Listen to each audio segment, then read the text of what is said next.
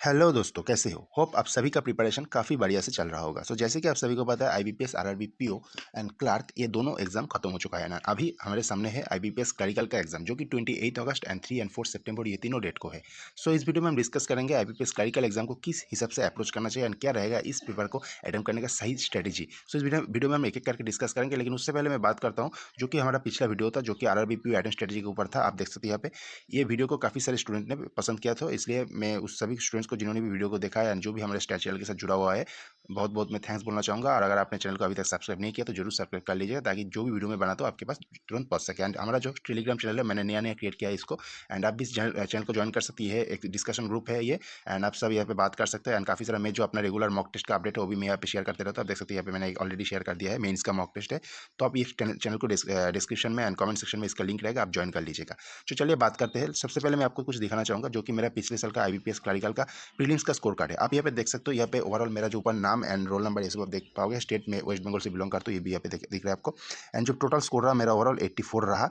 And मेरा जो English section में स्कोर 17.50 रहा, एंड आपका न्यूमेरिकल एबिलिटी में 34 एंड रीजनिंग में 32.50 रहा। ये रहा मेरा ओवरऑल स्कोर कार्ड। एंड मेरा मुझे याद है मैंने पिछले साल अटेम्प्ट किया था कुछ 90 के आसपास मैंने अटेम्प्ट किया था कुछ। एंड मैंने काफ़ी एक्यूरेसी के साथ पेपर को अटेम्प्ट किया था। एंड आपको एक बात मैं बोलना चाहूँगा, अगर आपने पिछले साल एग्जाम नहीं दिया है और अगर आपको नहीं पता है तो मैं बोलना चाहूँगा कि पिछले साल जो नॉर्मलाइजेशन हुआ था RRB, PO clerk and IBPS clerk, ये तीनों एग्जाम में बहुत ज़बरदस्त नॉर्मलाइजेशन हुआ। काफ़ी सारे स्टूडेंट्स का नंबर बहुत इंक्रीज भी हुआ था, एंड काफ़ी सारे स्टूडेंट्स का जो स्टूडेंट्स ये भी बोल रहे थे कि उनको शायद सिलेक्शन होना चाहिए था, प्री निकलना चाहिए था, लेकिन नहीं निकला। पता नहीं अभी क्या नॉर्मलाइजेशन का उनका स्ट्रेटेजी मैटर रहता है, वो तो आईबीपीएस को ही पता है। तो लेकिन मैं आपको जो बोलना चाहूँगा, नॉर्मलाइजेशन आपको तभी इफेक्ट करता है जब आप एग्जाम पेपर को अटेम्प्ट करते हो, लेकिन एक्यूरेसी आपका कम होता है। आपको ये बात हमेशा याद रखना चाहिए, आप जब भी एग्जाम पेपर को अटेम्प्ट करने जाओ आपका एक्यूरेसी 100% होना चाहिए। अभी देखो मैं 100% नहीं बोल रहा, आप बोलोगे इंग्लिश सेक्शन में, इंग्लिश एक ऐसा सेक्शन है जहाँ पे कोई भी नहीं बता सकते कि 100% एक्यूरेसी रहेगा। ये मुझे भी पता है क्योंकि मेरा भी नहीं रहता है। लेकिन बात ये है कि जब आप आईबीपीएस क्लरिकल जैसे एग्जाम को देने जा रहे हो जहाँ पे इंग्लिश सेक्शन है, उसमें आपको रीजनिंग एंड क्वांट ये दोनों सेक्शन भी देखने को मिलेगा। लेकिन ये दोनों सेक्शन में ना आप गलत करना एफोर्ड नहीं कर पाओगे। आपको यहाँ पे अगर आपने 30 क्वेश्चन भी अटेम्प्ट किया ना, दोनों सेक्शन मिलेगा तो आपको 30 आउट ऑफ 30 क्वेश्चन ही आपका करेक्ट होना चाहिए। कोई भी गलत क्वेश्चन नहीं होना चाहिए, क्वांट एंड रीजनिंग ये दोनों सेक्शन में। रही बात आपका इंग्लिश की, इंग्लिश में अगर आपने मान लीजिए 25 प्लस अटेम्प्ट करते हो तो आप 4 से 5 क्वेश्चन मान ले, 5 क्वेश्चन आप गलत करना ज़्यादा से ज़्यादा एफर्ट कर सकते हो। लेकिन अगर आपने मान लीजिए आप 22 अटेम्प्ट कर रहे हो तो उसके ऊपर अगर आप 4 5 6 क्वेश्चन अगर ऐसे गलत करोगे तो फिर प्रॉब्लम दिक्कत होगा। आप अभी सोच लीजिए कि आप कौन सा किस नंबर पे आप सेटिस्फाई हो। अगर आपने मान लीजिए आप 30 अटेम्प्ट करने जा रहे हो, लेकिन अगर आप यहाँ पे 30 अटेम्प्ट करके आप 12 क्वेश्चन गलत कर दिया, 10 क्वेश्चन गलत कर दिया, फिर आपका नंबर तो ऐसे डिक्रीज होगा ही। दूसरी बात जो नॉर्मलाइजेशन होगा वहाँ पे भी आपका इफेक्ट करेगा आपको। तो आप ये कोशिश कीजिएगा कम से कम अटेम्प्ट कीजिएगा, लेकिन एक्यूरेसी के साथ अटेम्प्ट होना चाहिए। आप चाहे 20 क्वेश्चन अटेम्प्ट कर लीजिए लेकिन एक्यूरेसी होना चाहिए। आप अगर 20 क्वेश्चन अटेम्प्ट करके 2 क्वेश्चन गलत करो तो फिर भी आपको सही जाएगा, लेकिन अगर आप 25 क्वेश्चन अटेम्प्ट कर रहे हो और उसके बाद आपने 7 8 क्वेश्चन गलत कर दिया फिर तो भाई प्रॉब्लम रहेगा। तो आप ये सोचिए कि आपको एक्यूरेसी के साथ ज़्यादा से ज़्यादा एक्यूरेसी के साथ अटेम्प्ट करना है। आप इंग्लिश सेक्शन को जब भी अटेम्प्ट करने जाओगे आपका एक्यूरेसी एटलीस्ट 90% प्लस होना चाहिए। एटलीस्ट मैं बात करूँ 90% प्लस होना चाहिए। ओके, अब उससे बाद आपका ज़्यादातर एक्यूरेसी अगर रहेगा तो बहुत अच्छा है। तो इस वीडियो में हम और भी डिस्कस करने वाले लोग कि आपको किस हिसाब से पेपर को अटेम्प्ट करना चाहिए। जैसे कि आप सभी को पता है, मैं आपको दिखाना चाहूँगा कुछ। एक सेकंड थोड़ा सा रुक जाइए, मैं आपको कैमरा में जाऊँ तो हाँ, यहाँ पे जैसे कि आप देख सकते हो मैंने कुछ स्क्रीन में ऑलरेडी मैंने एक कुछ लिख के रखा था। तो ये रहा आईबीपीएस क्लरिकल 2022 में जो पूछा जाएगा। एक्चुअली इंग्लिश सेक्शन में आपको पता है RC, cloze test, parajumble, error detection, fill in the blanks and साथ में बहुत सारे मिसलेनियस क्वेश्चन भी पूछा जाता है।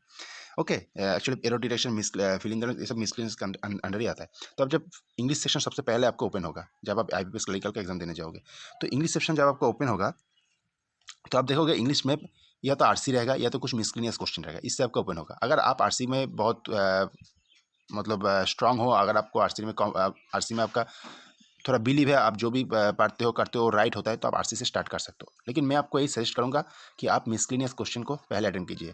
जितनी भी मिसलिनियस क्वेश्चन है उसको जल्दी से खत्म कर दीजिए, उसके बाद आप आरसी में आइए। हैं, आरसी को करने के लिए आपके पास कम से कम 7 से, क्लरिकल का एग्जाम में ज़्यादा टफ आरसी पूछेगा भी नहीं, मिनिमम 8 मिनट आपके पास होना चाहिए। 8 मिनट हो सकता है आपका 8 मिनट ना भी लगे, लेकिन 8 मिनट मिनिमम होना चाहिए।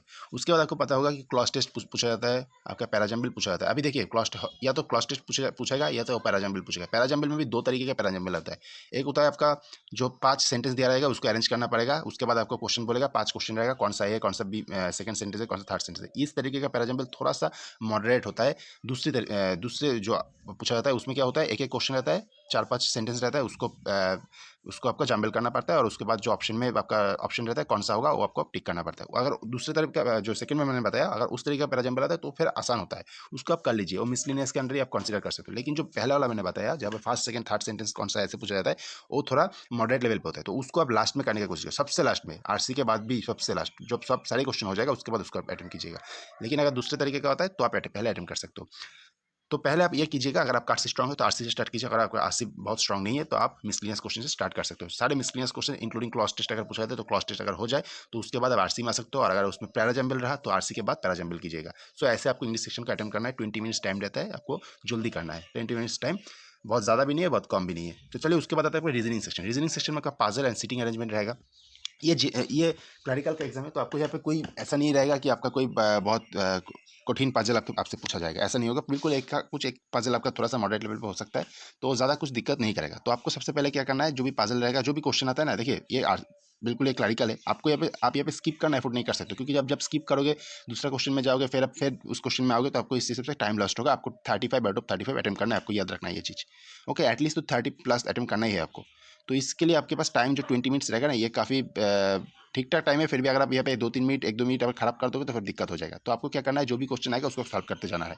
कोई भी पजल आपको मिडिल में अगर थोड़ा सा 2 वेरिएबल का लग जाए, थोड़ा सा आपका बड़ा लग जाए, लेंदी लगे, तो उस क्वेश्चन को आप उस टाइम पे स्किप करके बाकी क्वेश्चन को कीजिएगा। उसके बाद आपका क्वांट आता है। क्वांट में आपको पता है जो क्वांट आप अगर क्वांट में देखिए स्किप करने के लिए लायक अगर आपका कुछ होगा तो एरिथमेटिक होगा। एरिथमेटिक में कुछ एरिथमेटिक जो होता है ना वो टाइम टेकिंग होता है। एरिथमेटिक भी 2 तरीके का होता है, एक होता है इजी एरिथमेटिक, दूसरा होता है थोड़ा मॉडरेट लेवल पे जिसमें थोड़ा सा टाइम लगेगा। आपको लग रहा है ये एरिथमेटिक करने में शायद 1 मिनट लग जाए, तो ऐसा एरिथमेटिक आप मत कीजिएगा। बाकी सारे जितने भी क्वेश्चन है ना एक के बाद आप करते चले जाइएगा, चाहे वो डीआई हो, नंबर सीरीज, सिंप्लीफिकेशन, कोई भी क्वांटिटी को करते जाइएगा। एरिथमेटिक भी वो करते जाइएगा। लेकिन एरिथमेटिक में आप वो एरिथमेटिक नहीं पिक करना है जिसमें टाइम टेकिंग लग रहा है आपको कि ये अगर क्वेश्चन में सॉल्व करो तो इसमें 1 मिनट लग जाएगा, तो फिर प्रॉब्लम होगा। ऐसी क्वेश्चन को आप मत कीजिएगा। और अगर आपको क्वेश्चन सिलेक्शन करना थोड़ा सा दिक्कत हो रहा है तो आप एक काम कीजिएगा, एरिथमेटिक जितनी भी रहेगा ना इसको बाद में कीजिएगा, उससे पहले जितने क्वेश्चन रहेगा उसको कर लीजिएगा। समझ लीजिए। तो ये रहा ओवरऑल स्ट्रेटेजी आईबीपीएस क्लर्क का अटेम्प्ट करने का। एंड बाकी पेपर जब भी है मैं तो अपना पेपर का रिव्यू दे दूंगा। एंड आप भी बताइएगा आपका पेपर किस डेट को है कमेंट सेक्शन में। और अगर आपको वीडियो पसंद आता है वीडियो को लाइक, चैनल को सब्सक्राइब करना मत भूलिएगा। So bye bye, take care, have a nice day, thank you.